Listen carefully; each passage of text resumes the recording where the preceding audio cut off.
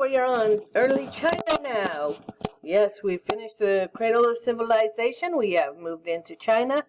We'll go through China before we go back to Greece. So the first thing you need to know,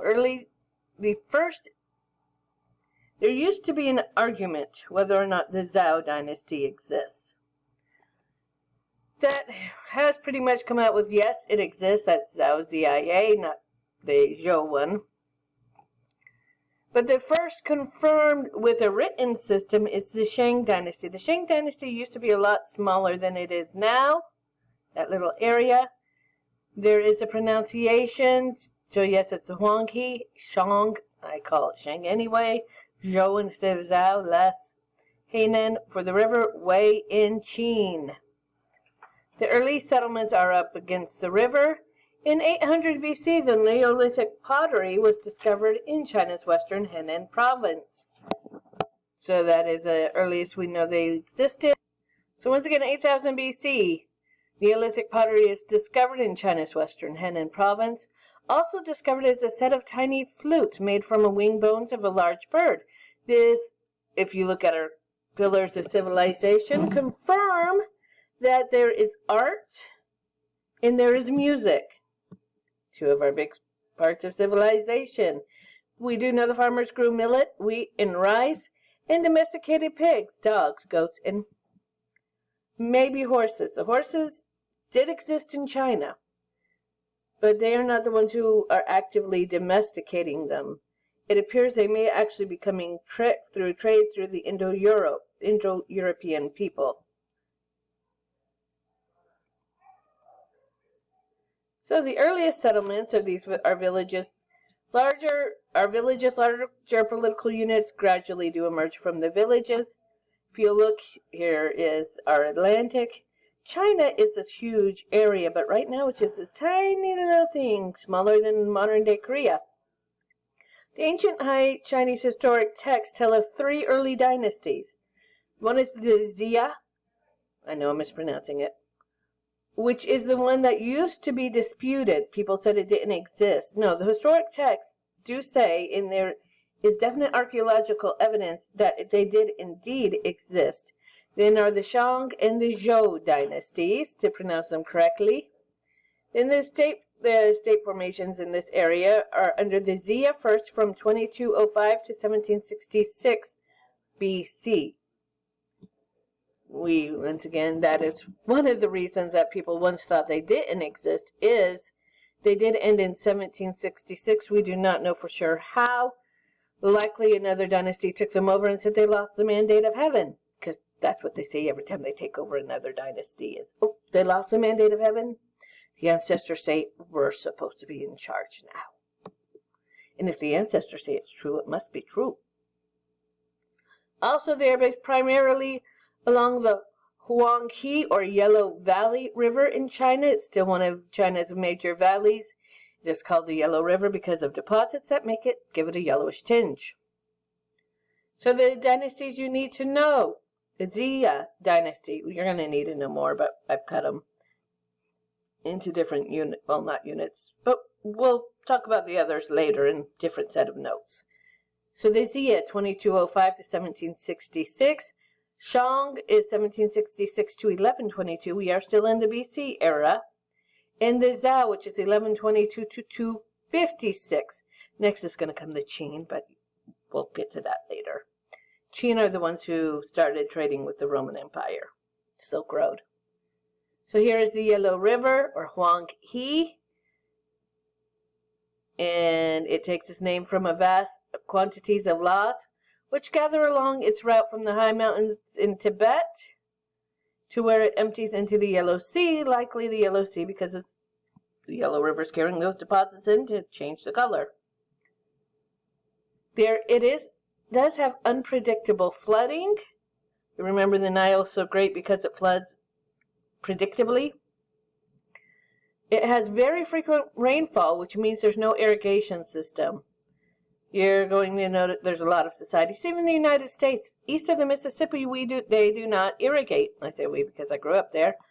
No irrigation. It's not necessary. There's plenty of rainfall. Matter of fact, I talked to family over in even the eastern United States recently, And they commented about how long it had been since they'd seen the sun. Well, China has, most of their areas are the same. China does have desert. It's huge. But the central area where they first started, well, of course you set along the rivers. They did not need irrigation. Yes, the Mesopotamians did to get away from the river. Chinese did not. And the people, however, even dredged the river bed to try to reduce the frequency of the flooding. So they're trying to make the river bigger, underneath, deeper, so the water wouldn't come gushing out as often. And these projects do help initiate early governments, because somebody's got to oversee this project and, raise the money and tax the people to get it, and etc. and so forth. So the dynasties. Once again, the Xia is the first dynasty, but the records are sparse. For hundreds of years, people said, oh, no, they don't exist. It's a myth. It's a legend. And until more people came back and with findings going down, this is no legend. Same as Troy. If we've talked about Troy, I believe I mentioned that people once thought that was just a myth too. Nope, they're real. So archaeological records on urbanization were discovered under the Shang is revealing and reliable. So one, yes, Shang built on them after they kind of took over. But two, these two dynasties actually, it appears, coexisted at one point. So then the Zhou consolidated both city and state powers, and they left extensive archaeological remains and plenty of written records. So those guys we were sure about. And we're sure about the Shang dynasty because the Zhou dynasty are the ones who took over the Shang dynasty, so they left records about that one. But yes, we've now confirmed the Xia did exist. And this traditional chronological dating suggests that states succeeded one after another, but recent evidence once again says no. This is not a set succession where one just knocks the other one out and takes over and came from nowhere. These guys were actually early on coexisting in different areas, and then you started taking somebody else's land. And once again, neighboring regions, it appears, until the Shang started taking the Xia's land, and then the Zhou took the Shang and land the Shang took from the Xia. So by the time the Shang people had found the cities in the north, so the time that finally the Zhou are having written language that we do understand, the Shang had already had large cities in the north that they talk about, and they are centers of administration and ritual. Their head of their dynasty is also the head of these rituals in the religion. So while they worship ancestors, and some people go, well, that's no religion. No, it's a religion, and they did have ritual around it, hence making it a religion. It's an urban network ruled by entire dynastic state, and capitals are often shifted, suggesting that new rulers often move from one location to the other. This is very evident in the Shang, where they tend to be at war with the people around them, especially the nomads, the Indo-European nomads that were outside of the area. The Shang tend to fight with them a lot, and it appears because of that, they tended to move their capital cities around from one generation to another. Think about early American history, where we start out with one capital, and then you're in Pittsburgh, Philadelphia, until finally we end up in D.C. And their troops were at once again frequent war with the nomadic herdsmen from the Asian steppes. These also are very likely ancestors of the Mongols, but as I've mentioned, definitely the people there were trading also with Europe and with India. So where the records are of who knew who existed are lost. But there was a distant connection between the Chinese people and the Europeans and the Mesopotamians and those in the Indus Valley, where at least the more elite seemed to be aware of each other's existence, and there was some distant trading going on. The answer is always trade. So who are these nomads from the steppes? They're Indo-Europeans who domesticated horses, that's how they're getting faster than everybody else, and pushed deeper into the steppe. They herded cattle, sheep, goats, yaks, and horses. And they mastered metallurgy around 2900 BC. This would be the Bronze Age, you will recall. No Hittites figuring out the iron yet. And they built heavy wagons which extended the range into the Eurasian steppe. These heavy wagons would break less and carry more. So more goods coming out of the Eurasian steppe. That would be the mountain range between Asia and Europe. In around 1000 BC, these nomadic people served a link between farming cultures in the west and the east. So there does seem to be even an exchange of goods and food. And they are dependent upon the agriculture communities, however. So these guys who are doing the trading between them, and, I will bring you back wheat or barley from Mesopotamia and wheat from Europe, and I'll bring these to you. Well, they themselves are not farmers, they're traders, they're nomads, but by stopping and trading with all different people, they're actually doing quite well.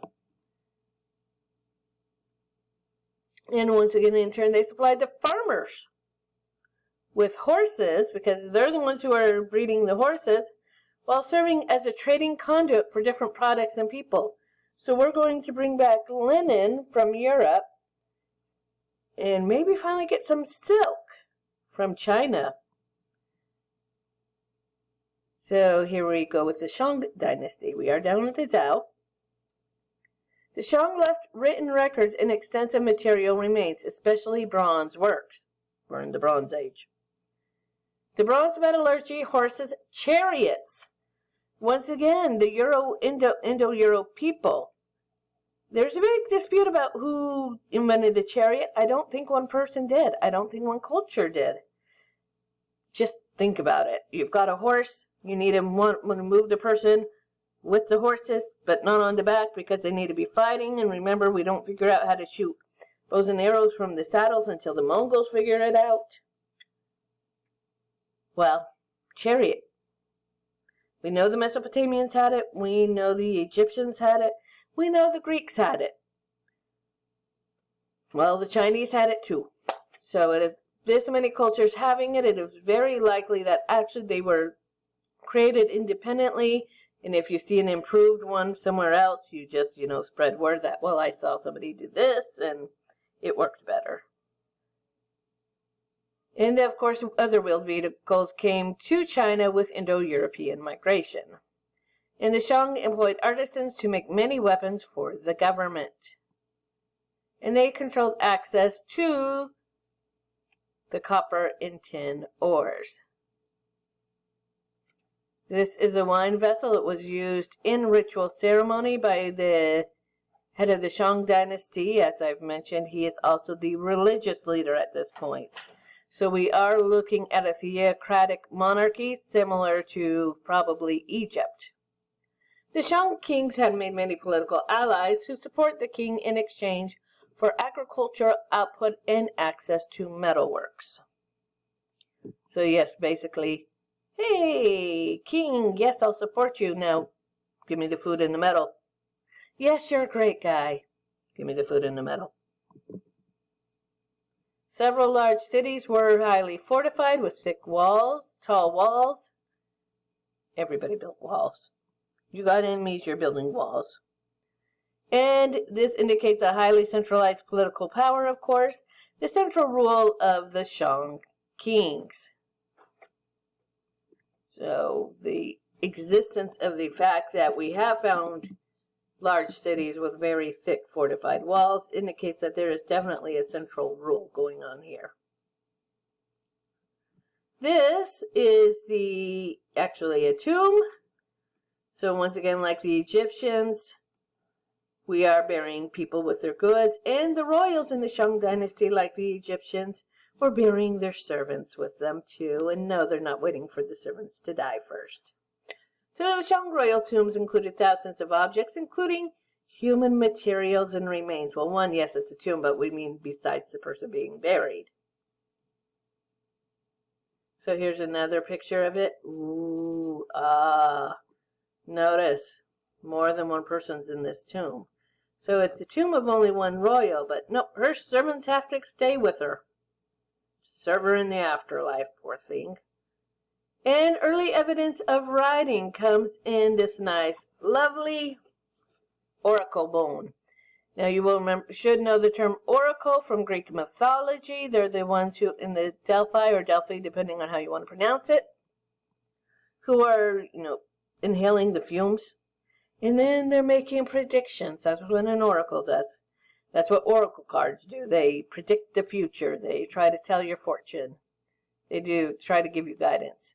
So these bones, oracle bones, are bones of birds, animals, and shells of turtles, are inscribed with markings and writing for use in predicting the future. So here we know there was a written language, even if we don't understand it. And after they're marked, these bones are placed in a fire and tapped with lightly with a rod until they begin to crack. So think about, having your palm read. The little lines, that's what they're reading. And the crackers were then interpreted by specialists in predicting the future. Oh, do not walk under a ladder on Wednesday. Don't do it. And oracle bones were also used as early as the Zhou dynasty. So, once again, the Zhou definitely have the written language, but it looks like so did the Shang. Xia definitely did not. So this is the end of them, which means I'm going to pause this. And we'll get back to the rest of them in a bit.